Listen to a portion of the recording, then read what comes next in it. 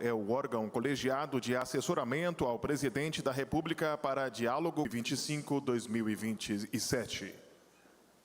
A portaria regulamenta o decreto que criou o CPS, consolida esse importante mecanismo de assessoramento de diálogo da República com a sociedade civil.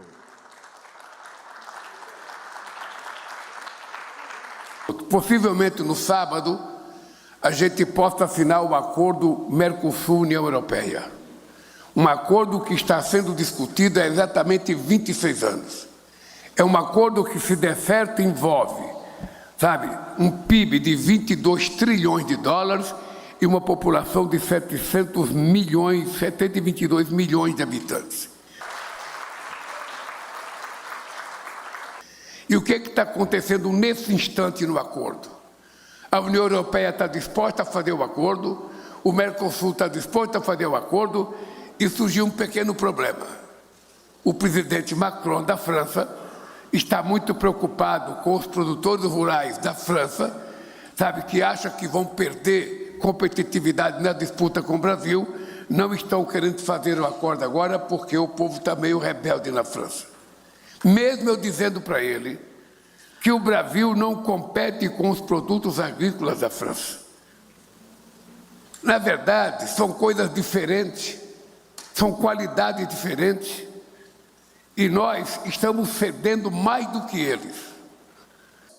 Que sabe que a relação com o povo não... E eu espero que o meu amigo Macron e a primeira-ministra Meloni da Itália, assumam a responsabilidade de, no sábado agora, eu estou indo para Foz do Iguaçu, fazer uma reunião da Unasul com a participação da União Europeia. Eu espero que eles tragam a boa notícia de que vão assinar o acordo e que não vão ter medo, de perder competitividade com o povo brasileiro.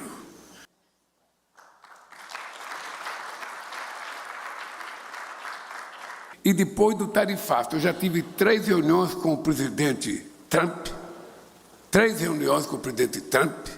e nessas 3 reuniões a gente conseguiu ganhos para o Brasil em todas elas, inclusive com a parte da redução da taxação, e a coisa mais importante que foi tirar o nosso ministro Alexandre Moraes da lei linguística dele lá, que é uma lei que pune pessoas.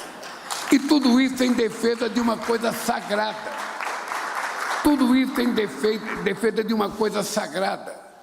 Ou seja, a primeira coisa que nós fizemos foi abdicar, não aceitar, em hipótese alguma, o complexo de vira-lata.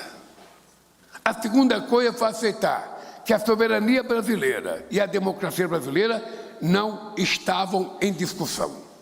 Os Estados Unidos, como o Brasil, pode ter a coragem de fazer a taxação ao produto que ele quiser, do país que ele quiser, para defender as suas indústrias. Mas não pode contar mentira. E nem o Brasil tampouco pode contar mentira.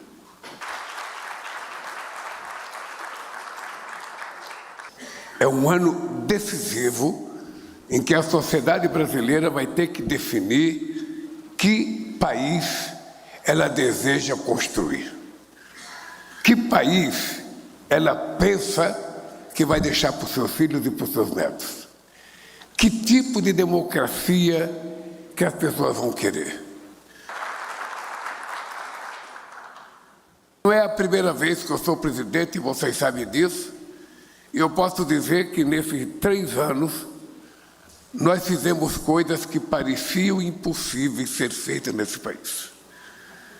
Eu tenho orgulho, muito orgulho, de ter conseguido chegar aqui numa situação altamente confortável do ponto de vista da economia, do ponto de vista das conquistas sociais e do ponto de vista dos avanços democráticos, que não foram poucos. É o ano da verdade. Nós agora vamos começar em janeiro a discutir.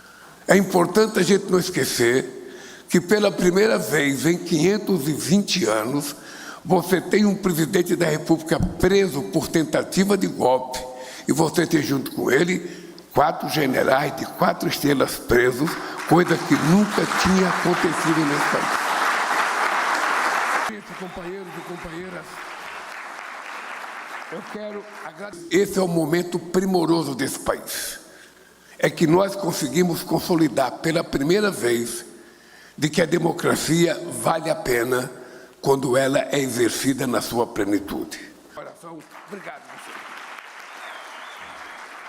senhor.